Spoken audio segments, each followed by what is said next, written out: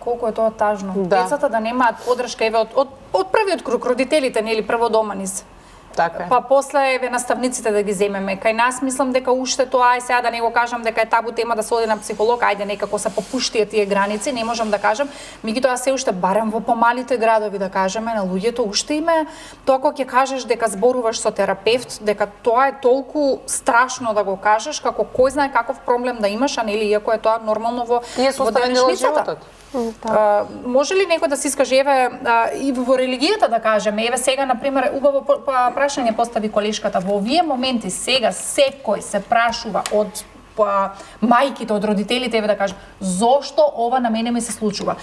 Отец Бобан, ние кога одиме нели на погреб, како викам, поред да е, нели, сите знаеме дека нешто кое што мора да се случи во нашиот живот е нели тоа. Ама викаме поред да се живее животот, па нели некако после полесно ти е. Меѓутоа ова не е лесно да се прифати. Ова не можеш да го прифатиш ти да изгубиш дете на 14, на 24 години. Најтешко нешто за некој родител е да се сврти. И сите прашуваат се, зошто мене? Што му јас направив на Бог? Претпоставувам дека многу често сте го слушале ова. Каде е правдата, нели? Сега сите ја бараме правдата. Јас еве и адвокатот може правдата во правниот систем може би е изгубена сега, па кај Бога се вртиме. Веќе не знаеме како да реагираме во овие ситуации. И каде да се свртиме? Многу конфузно. Знаете, сите тие се легитимни прашања, но сите тие прашања кои што немаат вистински одговор, само ќе не наведат и ќе не доведат во една состојба каде што ние ќе бидеме во апсолутно бунило од кое што ќе продуцираме многу негативности. Така е.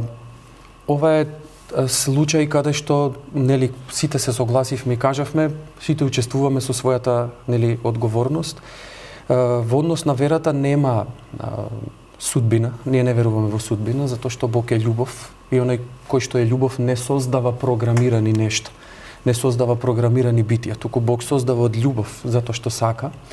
И таа љубов се сведува на еден голем дар кој што ни го дал Бог, а тоа е дарот на слободната волја. Дарот да избираме. Ние да си ги бираме постапките или некој за нас да бира, во случајот родителите, нели, за децата. Значи, она кое што во животот и низ животот го правиме и го бираме, е сето тоа кое што ние самите го бираме, ние самите одлучуваме. Некаде да отидеме, некаде да влеземе, ова да го направиме, на тој факултет да се запишеме и сите оние избори кои што ги правиме во животот. Господ ни го дал кодексот како таа волја, ама и самиот, личниот пример, како таа волја да ја упатуваме за сопствениот и за добробитот нели на сите кои што не обкружуваат. Ни ги дал начелата, принципите, но самиот тој е начело и принцип.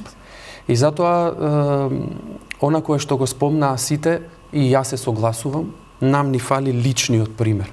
Особено примерот кој што треба да го има младината, тој е примерот во нас, повозрасните. Тука се изгуби линкот во нештата. Ние повозрасните не умееме да дадеме пример на помладите, затоа што и ние сме изгубени, дезориентирани. Излеговме од еден свет на транзиција, влеговме во еден свет на прединамичен развој на нештата, на технологијата и така натаму. Станавме зависни од многу нешта. Не се трудиме да читаме, да се образуваме, да размислуваме, да расудуваме. И на крајот се сведува од аспектот на јас, на мене и од тука тргнува се. Јас се сеќавам на најобичните нешта. Ние треба да се вратиме на елементарното воспитание на нештата, на елементарната етика. Застануваме со мојата ќерка на пешачки премин, црвено е светлото и јас велам никогаш нема да поминуваш додека не е зелено. И јас си го давам примерот затоа што стојам со неа. Покрај нас поминува повозрасна личност затоа што нема возила и поминува на црвено. И ќерка ми вели, зошто тој поминува сега на црвено? И јас кажав, тој поминува затоа што не треба да помине, ти нема никогаш да поминуваш, туку секогаш ќе седиш фиксирана и ќе го чекаш зеленото светло. Колку и да имаш простор да го направиш тоа. Дури да имаме простор да го направиме тоа, не треба да го направиме тоа. Што добиваме со времето и така натаму. Ете, тоа е основното од кое што веќе ќе треба да почнеме буквално да учиме. Затоа што во воздухот се забележува таа дезориентираност во која што живееме. Нетрпение, збунетост.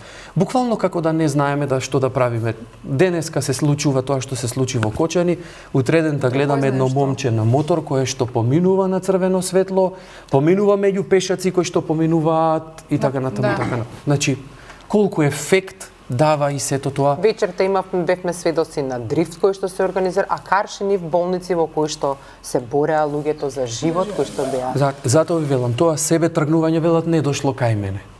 Ете така, значи ние секогаш тргнуваме нели од самите себе си и тргнуваме не се случило кај мене, мене ова не ме засега и така натаму. И те како не засега. Затоа што сите овие последици кои што ги чувствуваме сега, кои што не се само последици, како да ги кажам, на нивото на општеството, туку ова се толку длабоки, душевни, духовни последици кои што ги чувствуваме, кога тогаш ако сега не сме свесни да ги почувствуваме, ќе ги почувствуваме. Тоа сега кој што кажав, тоа тек сега ќе почне да не јаде нас. Ние сега сме уште во шок. После недела 2-3 ќе дојде. А отец Бобан, уште едно прашање имам за вас. Сакам да ве прашам еве како човек, најчовечно, многу сум го слушала тоа и јас понекогаш се прашувам. Не знам како ќе ви звучи ова прашање, но многу често го слушам. Зошто Бог ги зема добрите луѓе секогаш? Ние на ова прашање имаме еден многу едноставен одговор и велиме дека на промислата Божја веруваме и во овие моменти. Ако веруваме на Божјата промисла дека не донел во овој свет, дека ни ги дал талантите со кои што живееме, нели, и личните, и општествените, и сите дарови, воздухот кој што го дишеме, сонцето кое што не грее, растенијата кои што растат и од кои што се храниме и така натаму, ние веруваме и во ова на Божјата промисла. Затоа ние велиме за она кое што го поставивме, сега ќе има многу прашања, но прашањата се голема опасност и ние велиме дека не треба да се поставуваат прашањата, туку треба да преминеме на едно поинакво ниво, а тоа е нивото кога ја прифаќаме волјата Божја, но изборот кој што нели сите ние го правиме во дадениот момент. Тука ќе застанам, не сакам да навлегувам подлабоко во образложување на сето ова, но и тие прашања ќе мораме да ги отвориме. Ќе мораме да ги отвориме прашањата за личната одговорност на секого од нас, да се најдеме во даденото место, на даденото место, гледајќи го сето тоа кое што е содржина нели на местото и така натаму и така натаму. Сега не е момент нели за таа дискусија, но ние ќе мораме да отвориме таа дискусија ако сакаме целосна промена, ако сакаме севкупно менување нели на нештото. Затоа, околу ова кое што ме прашавте, јас секогаш кажувам и велам, јас и верувам на Божјата промисла. Бог е оној кој што не носи во животот и Бог е оној кој што не повикува од животот. Така. Ја спомнавте црквата дека во овие моменти, односно сега и понатамо може навистина времето би требало да се размисли што повеќе да се вклучи. Дали тоа да биде дел од образованието, да се нели зборуваат овие работи во однос на како што кажавте на основните на некој начин, да уште од мали нозе, бидејќи децата се неиспишани книги. Ние сме тие кои што им ги даваме примерите и начелата со кои што понатаму во животот ќе треба да се справуваат со најразлични работи и да го имаат трпението, да го имаат нели сето она кое што тие етички начела со кои што треба да се водат. И филозофијата и црквата го понуди она кое што на некој начин може да биде многу интегрален и многу важен дел, а тоа е етичкото образование. Мене ми е жал нели што слушам дека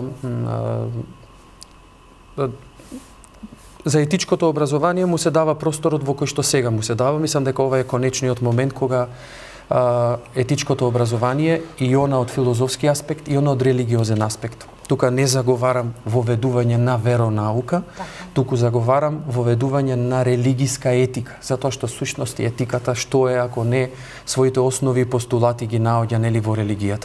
И каде што преку една мултидисциплинарен пристап ние во образованието веќе го имаме предметот етика во религии, за жал на едни маргини, каде што ги учиме етичките концепти на традиционалните религии кои што се наоѓаат во Македонија.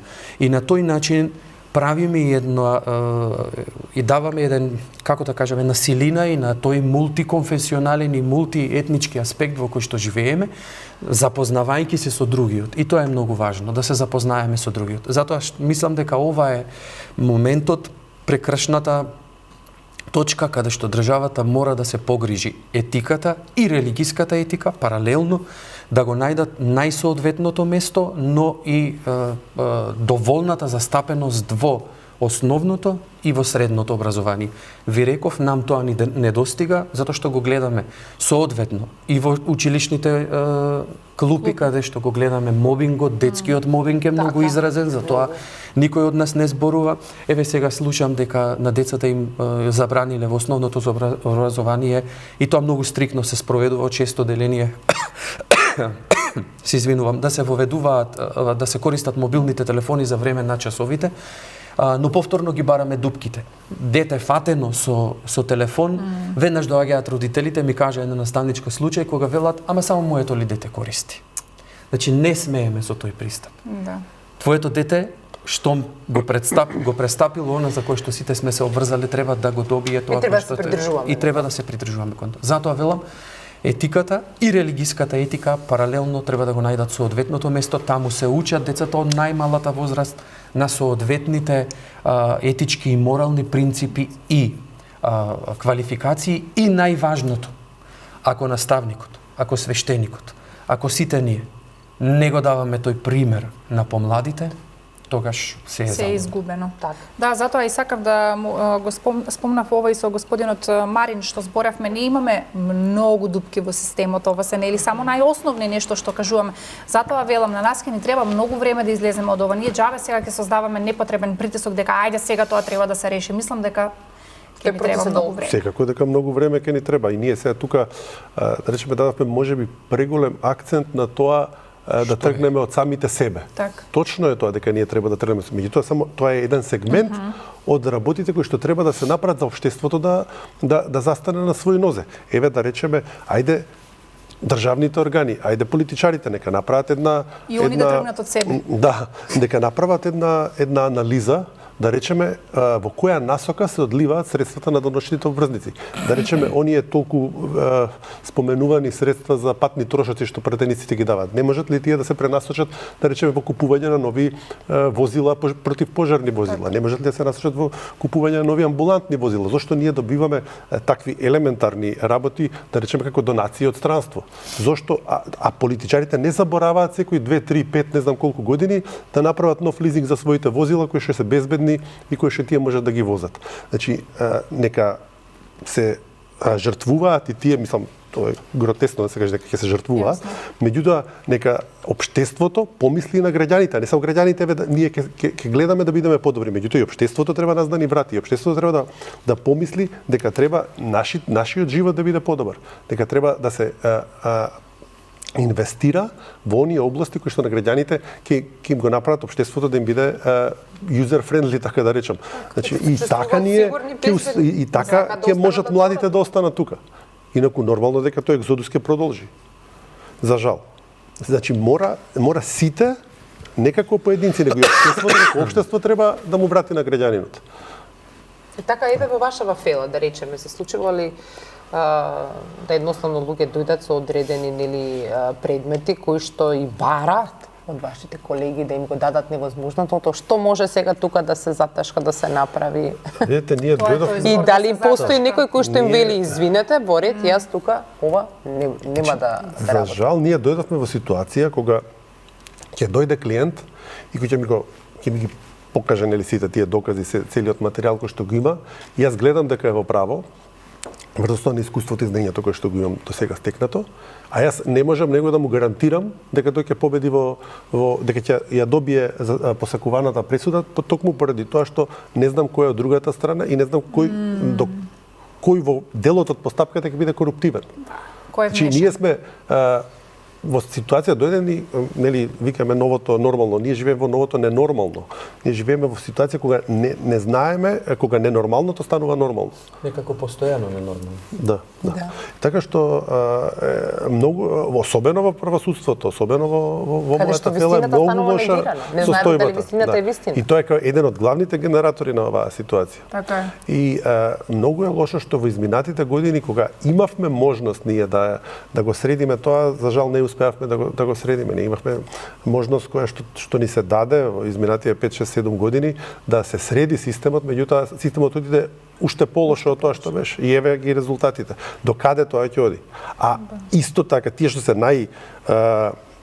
одговорните за таа работа сега се негде во странство, инвестираат, ги трошат нашите пари, го живеат својот живот без мува да ги ползи. Се додека е тоа така, ние нема да имаме правна сигурност во државата. Се додека оној кој што има повеќе пари може да купи нешто, ние не можеме тоа да го правиме. И неодамнешниот тој скандал кој што јас мислам дека дури жртвите кои што во изминативе 20 години се резултат на труењето од мазут се многу повеќе од овие што ние денес ќе се простиме од нив. Значи дали ние сме свесни колкав е опсегот на тоа злодело? А имавме ситуација тој што има најмногу пари да биде во куќен притвор. Така. Па после да мора како притисок на јавноста апелациониот суд да донесе друга одлука. Значи ние колку сметате еве дека казнивоста на некој начин би довело до самоосвестување и како порака дека до тука е, значи од оваа линија нема, значи нема понатам, значи мора казнивоста да се да, меѓутоа да е неселективна. Тоа е, значи сите граѓани треба да се еднакви во држава, точно. Кој ти е роднина, кој ти е пријател. Значи ние мораме кога ќе постигнеме таа неселективност, која нема да можеме јас да му се јавам на некој, ајде скини ми ја казната, кога нема да може, на пример, државно возило да стои на сред улица паркирано да не биде казнето, тогаш ќе почнат полека да се прават. Добра поента, загадувањето е профит, а тоа е поврзано со корупција, значи кога се увезува радиоактивен отпад и се гори во дрисла и можеби во титан, цементарницата, а го дишеме кога е сезона за грејење и немаме кај да бегаме, посебно од 3 месеци, мислам дека најдобра акција е да се воспостави мораториум на користење на тие објекти од октомври до март, бидејќи немаме капацитет да ги дислоцираме, да дислоцираме цементарници, ако се има случајно во Холандија една таква цементарница, активисти, еколошки активисти, совесни, одговорни луѓе и граѓани да ја затворат. Значи, и тука е корупцијата вградена, детска болница е полна со проблеми со дишните органи, пулмолози треба да ни кажат на што се должи тоа во последниве 10-15 години. Жртви по 4, по 5000 годишно, млади луѓе, родилки со одредени тешкоти и проблеми и кај нив и кај децата, така да кога ќе збориме астмата стана хронична и секојдневна. Да, кога ќе збориме за секој веќе. Јас не случајно кажав, си го запишав, не само криминогено, туку и канцерогено општество. Значи, ако неказнивоста функционира со лична заработка и профит, инаку само ќе кажам, ние сме општеството, значи кога говориме за лична одговорност, мислиме на тоа дека треба да сносат одговорност и институциите, донесувачите на одлуки. Но исто така и ние треба нешто да направиме, ако ништо друго барем да се мобилизираме, да направиме некаков притисок да се направи таа промена. Еве сетете се кога последен пат нешто успеало да се направи за да се забрани радиоактивен отпад или мазут со такви канцерогени состојки кои цела зима не трујат. Не само минатата, и предминатата и така натаму, веќе ќе кажам 10 до 15 години. Таа неказнивост нас не чини со живот. Таа неказнивост, значи немање одговорност, немање систем. Колку инспектори влегле и утврдиле мерења, дали се тие мерни станици одржуваат, каде е системот активен кога нешто ќе се случи, а го пропушта намерно со одреден како се вели, убиство со умисло, ама и убиство со коруптивност за убиство на својот со предумисли или како постава. Тоа ни го прават. значи ни прават едно системско убиство во континуитет на сите пори во општествениот живот. Вид на собствен геноцид е тоа. Па На да, некој екоцид. Тоа е, значи, покрај тоа што се случува младите да заминуваат, го употребивме тој збор, сега имаме и екоцид. Значи, ние живееме навистина во едно затруено и морално, и етичко, и коруптивно, и воспитно, и образовно, и правно, а за правда да не зборам. Правдата е мисловна именка многу често.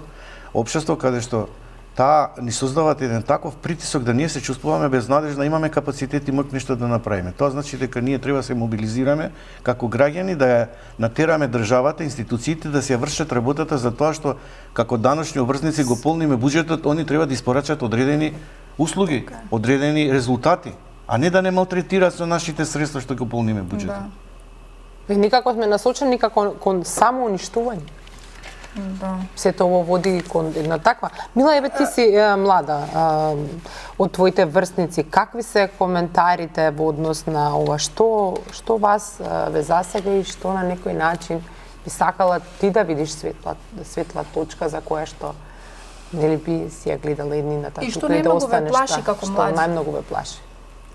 Па, јас, колку што сум забележала меѓу моите врсница и мене лично, како млади немаме никаква надеж дека можеби ќе се смени нешто во општеството, бидејќи гледаме како секој ден се случуваат секакви работи кои што едноставно не можам да најдам надеж дека нешто ќе се промени. Секој ден е нешто црно, Да, нема секој ништо ден е нешто бело. црно, да.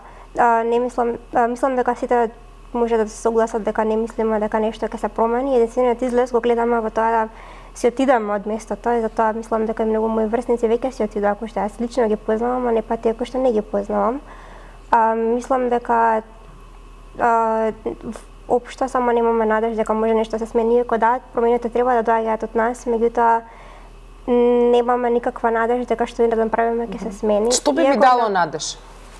Што би сакала еве ти да видиш како промена, како некој за да ти ја врати таа мотивација, тој надеж за да имаш еден поубав живот?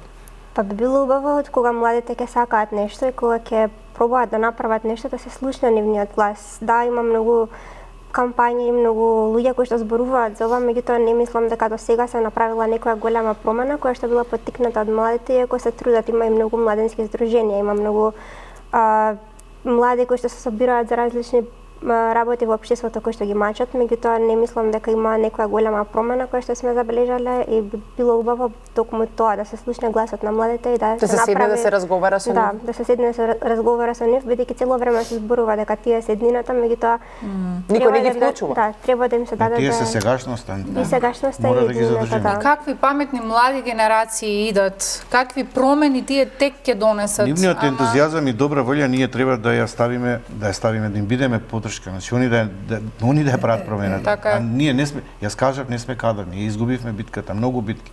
Така да ако навистина им требаме, а ние сме тука, јас мислам дека треба навистина да ги поддржиме, затоа што ние него имаме положено испитот на зрелост.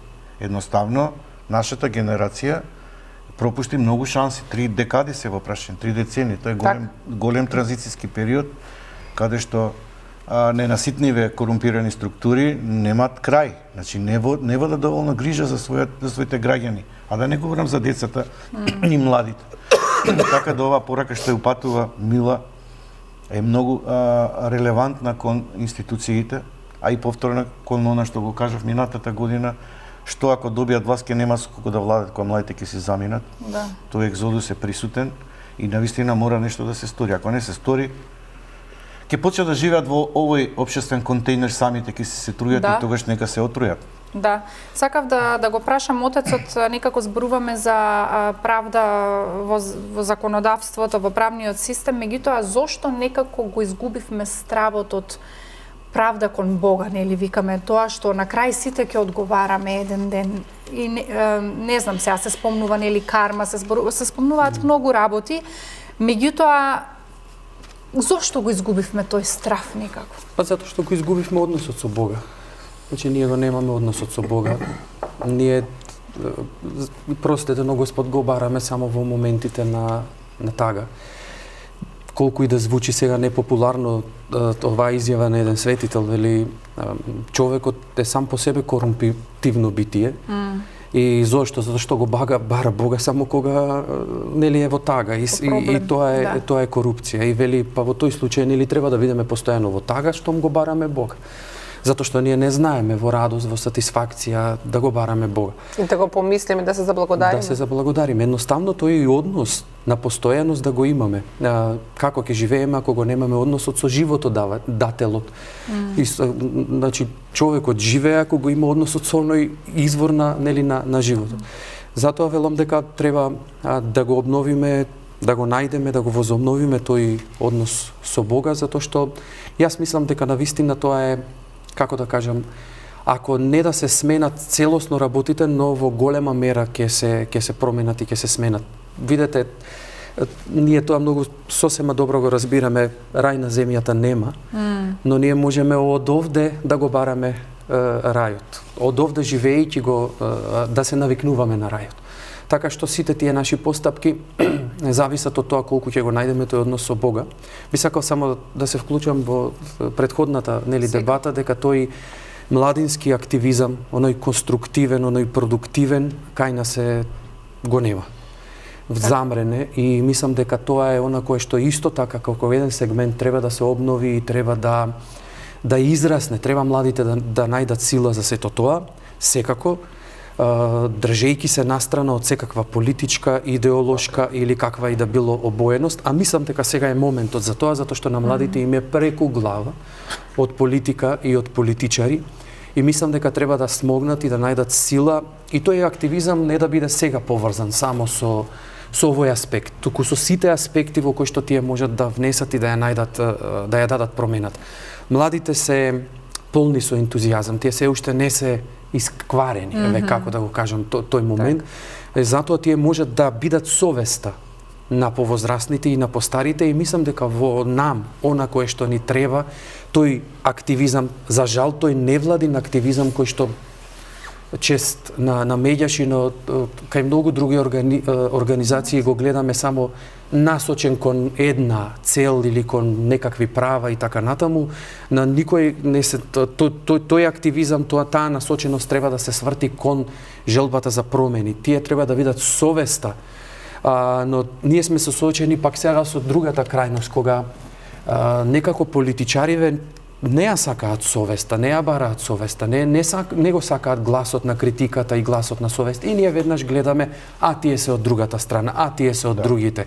Тие критикуваат затоа што нели се од страната на другите. Мораме да го надминеме тоа еднаш и за секогаш и да го најдеме тој аспект меѓу себе си каде што критиката не само што ќе отфрламе и веднаш осудуваме, не само ту ќе ја храниме да ја има луѓе.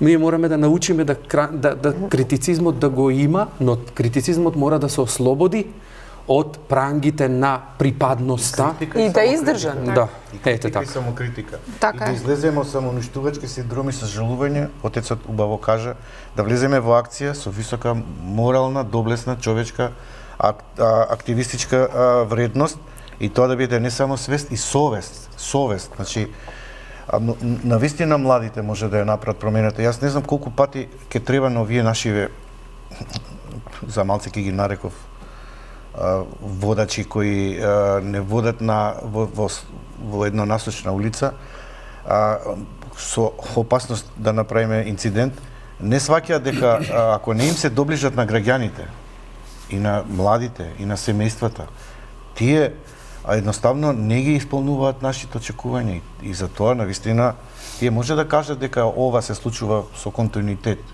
Може во моментот да побарат и да најдат вина, но мора да се доближат до граѓаните. Значи мора да се доближат на сето може од рана детска возраст, од градинка, треба да се работи со деца, затоа што децата се, повторно ќе кажам, имаат многу прашања и тие следат, гледат, збунети се, не знаат како да реагираат. Кој дава насоки сега како да се постапува? Дали доволно се работи со нив? Јас верувам дека кај воспитно образование потенцијал, но треба и да им се даде сигурен простор и можност сега во овој момент наставата да ја стават во втор план, иако цело време им е прв план. Воспитниот момент, разговорот со децата, сослушувањето, некои неформални активности, работилници, начин што тоа тагата, маката што ги мачи деца да на креативен начин да излезе од нив и да ги слушнеме. Ги слушнеме. Колку пати кажа Мила да ги слушнеме? Ако не ги слушнеме, не сме исполниле нашата мисија. Така е. И да им воведеме содржини во кои што тие ќе се остваруваат, ќе се изразуваат и така натаму. Ние го средовме животот на младиот човек само на кафич, на дискотека и толку. И на социјални мрежи, седење пред социјални мрежи. И тоа што таму го гледате, организирање, повторно да влезат и да отидат само на овие места. Значи не нудиме содржини каде што тие ќе се изразуваат, каде што ќе творат, каде што ќе другаруваат, ќе се социјализираат и така натаму.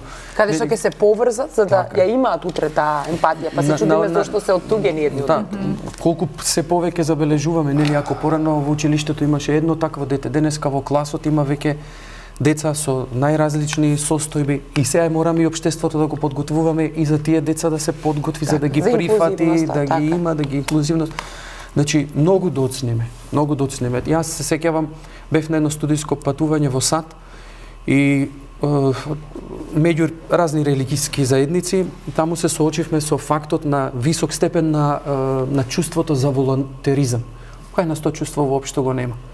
Еве, колку и да се обидувам и јас некогаш да мотивирам во рамките на мојата заедница, чест на исклучок да се благословени, но таа фреквенција, таа дражба ја нема, нели, да се влезе се, да се остави, да се заборави, за да во со тој волонтеризам, значи да се помогне и така натаму. А државата треба да обезбеди како тој волонтеризам да има сатисфакција во конкурирањето, како да се валоризира и така натаму и така натаму. Значи ние не треба да измислуваме, треба само да ги видиме позитивните примери. А ги имаме многу.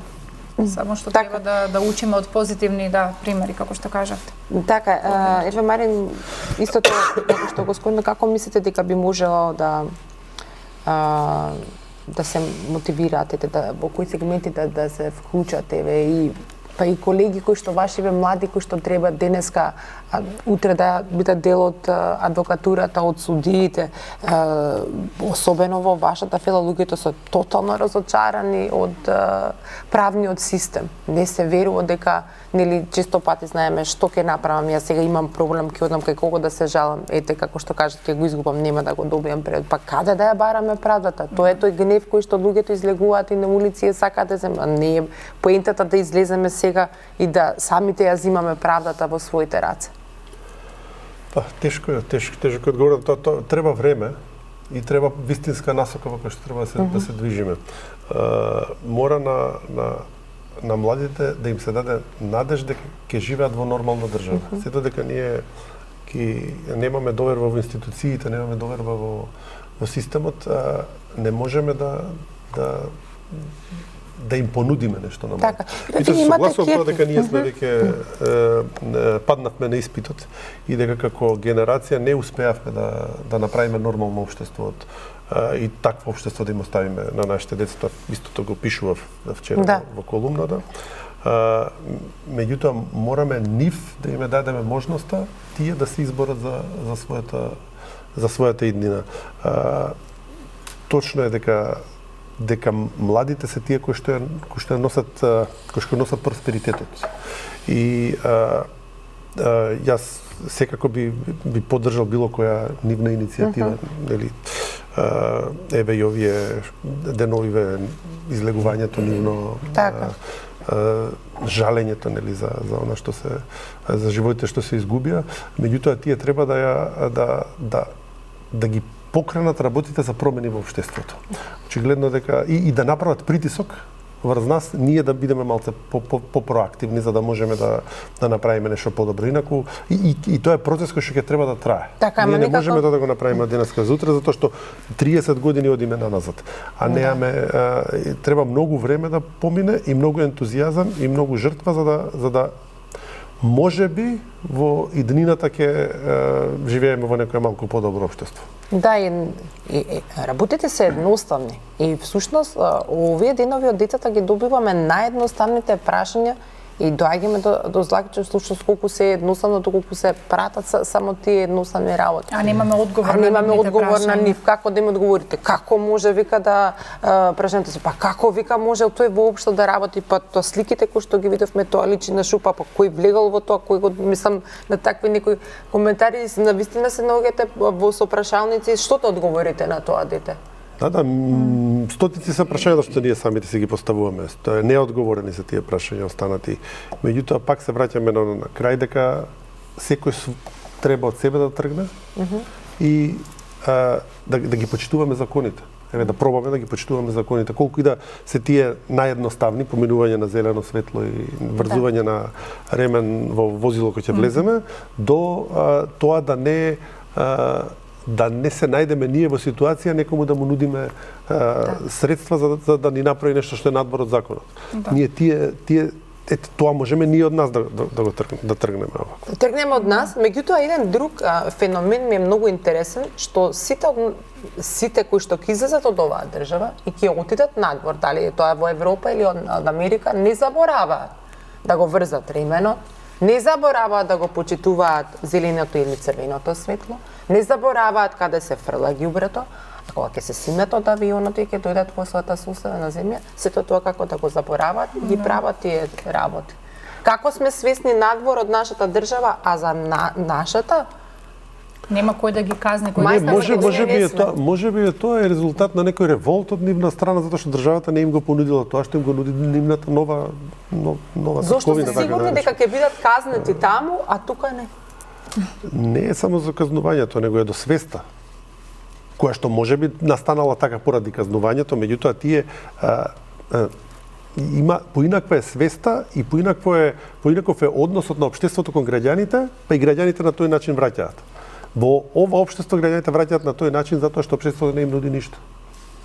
Може или би на тоа, сензибилитет кој што само во моментот ни е најважен. Најверојатно, да. Така, имам прашање за отец Бобан, спомнавте и нешто кое што се провлекува насекаде, но мислам дека како никој да не го сваќа сериозно. Благодарност, она кое што треба да бидеме благодарни секој ден на најосновни работи што дишеме, што пиеме, што јадеме, што сме тука, ама некако тоа не ни ги задоволува апетитите за животот, а тоа е животот. Колку сме ние благодарни како народ, спомнавте, да, ние ја будиме нашата верба во Бог кога има проблем. Кога нема проблем, си тераме по старо.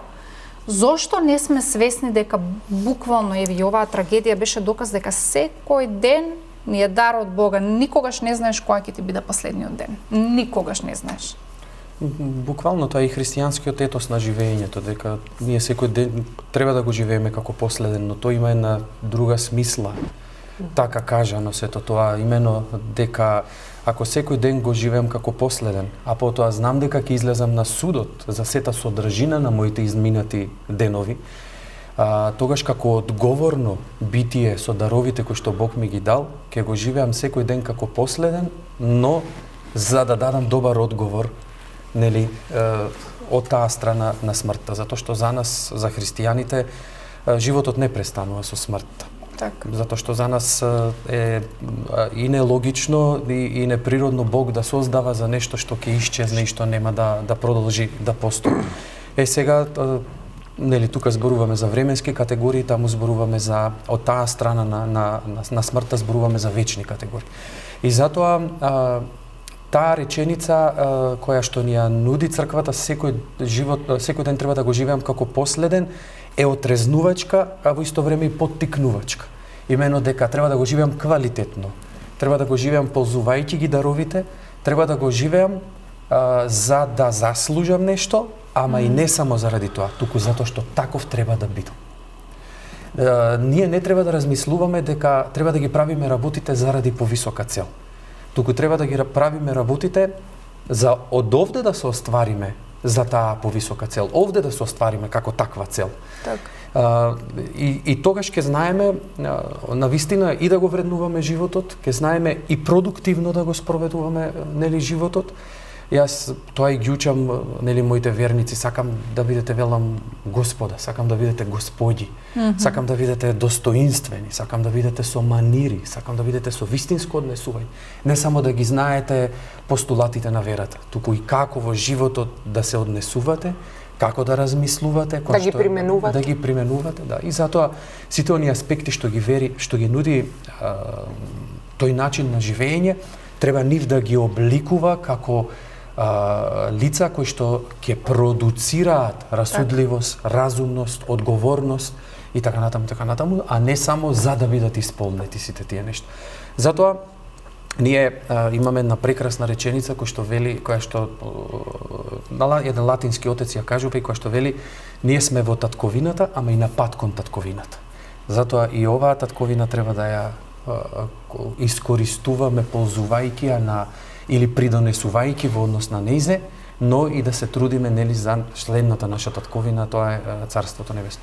И затоа цело време, нели, тоа го зборуваме и на вистина постои моментот и не можеме да се ослободиме од тоа, да ги детектираме и да цело време да кажуваме за аномалиите во нашето општество. Мислам дека треба малку да придонесуваме со внедрување на оптимизам, со внедрување на решенија, но и со покажување на подготвеност, нели, за промена и за менување.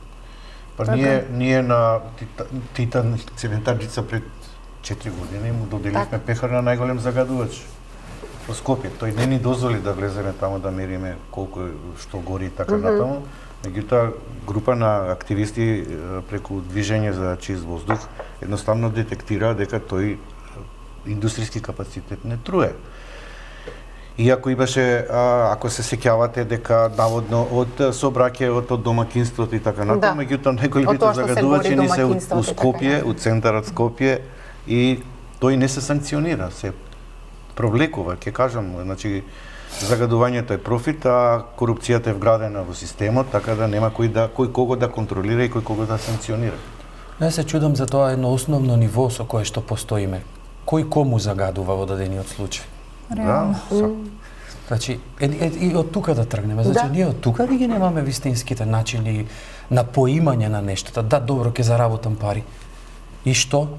Утре јас ќе излезам, јас утре ќе излезам во тој простор кој што сум овозможил или самиот го загадувам или сум овозможил да се загадува и така например. И што со тие пари? До кога со тие пари? И кој е однел нешто од овој свет? Така, значи, и второ, тоа немање на одговорност, дека сите работи кои што ги правиме неминовно се провлекуваат потоа и на нашето потомство и така натаму, не како казнивост, туку како логички заклучок на нештата. Ако јас живеам во кал, се хранам во кал, и моите деца се во тој кал, и на моите деца им подавам од тој кал, и така натаму. Значи, ние сме сведени на таа елементарност во расудувањето, размислувањето, нели, за нештата. Ја нема. Да, тоа е моето постојано прашање кога ќе слушнам, нели, и поради работата и се си велам, добро, каде живеат тие луѓе?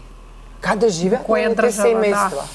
Значи, еве и да ги одселиле своите најблиски, сепак не можеле сите да ги одселат, сепак имаат некои роднини, па нели сочувствуваат дека, нели, тоа прашање како да ми нема одговори, таа логика не може да се пронајде. Да, и тоа што го кажува отецот, не мора да си верник, еве да кажеме, нели, не се сите верници, да кажеме, тоа е индивидуална работа, кој верува, верува, да. Да, избор. Меѓутоа, тие постулати, тие правила, тие карактеристики кои што ги кажувате, основни морални принципи, ете, тоа не се само религиозни. Не се религиозни, да. На крајот од денот начела. Или сме луѓе или не сме отец. Јас така ги зборам работите. Да. Или си човек или не си човек. Што е не важно, да која партија си? За да се однесуваш како човек. Точно е, значи човечноста ни е дадена, нели, на сите нас, образот Божие во сите нас, без разлика како ние ќе го дефинираме или како ќе го веруваме. Не значи дека таа една основна етика ние не треба да имаме или тоа е еден основен морал, па секој тоа го знае, ако е морал дека јас треба да се грижам за моето дете, да му подадам леп, да го негувам, да го, нели, ако плаче, да видам зошто плаче. И тоа е еден основен, како да кажем, етички пристап кон нештата или морален пристап. Колку треба да сето тоа да го применувам на едно пошироко ниво. и во сите сегменти од живењето. Знаете, ние некако мислиме дека сме пуст остров во амбиентот во кој што живееме. И така нас ништо не засега и така натаму. И тоа колку не засега. Велам дека корените треба да бидат промените и не знам што уште треба да ни се случи, а ни се случува секојдневно. Нели, пред настанот во Кочани беше настанот со Фросина. Пред настанот со Фросина, значи сите оние други нешта и некако секоја година има нешто. Брзо го доживуваме таа состојба на амнезија. Да. Некако брзо забораваме. Јас знам дека семејствата нема никогаш да заборават. Така. Но сите ние исто така брзо забораваме. Ама доаѓаме и до тој момент. Зар треба нешто да ни се случи за ние за да почнеме нели да се менуваме? Некоја промена. Јас би сакала од режија да ги замолам уште еднашка, само ако може да ни ги постават телефонните линии, бидејќи ја привршуваме емисијата, да се потсетиме на овие важни во овој момент кога навистина младите ни се најважни и сите овие прашања за кои што зборувавме, во кои што ги имаат во своите глави на некој начин, ете и сакаат и можеби немаат со кого да позборуваат, да се јават и ете, да го кажат и својата тага, и својот гнев и сето она кое што може да го прифатат или да не го прифатат во овој момент, да излезе тоа од нив, како што и пораката од нашиот денешен гост, на всушност и од сите вас кои што сте ни денеска во студиото, сите заеднички се сложивме водно дека треба да тргнуваме од себе си, меѓутоа и колективно и општеството и ние да направиме еден исчекор. Ова е една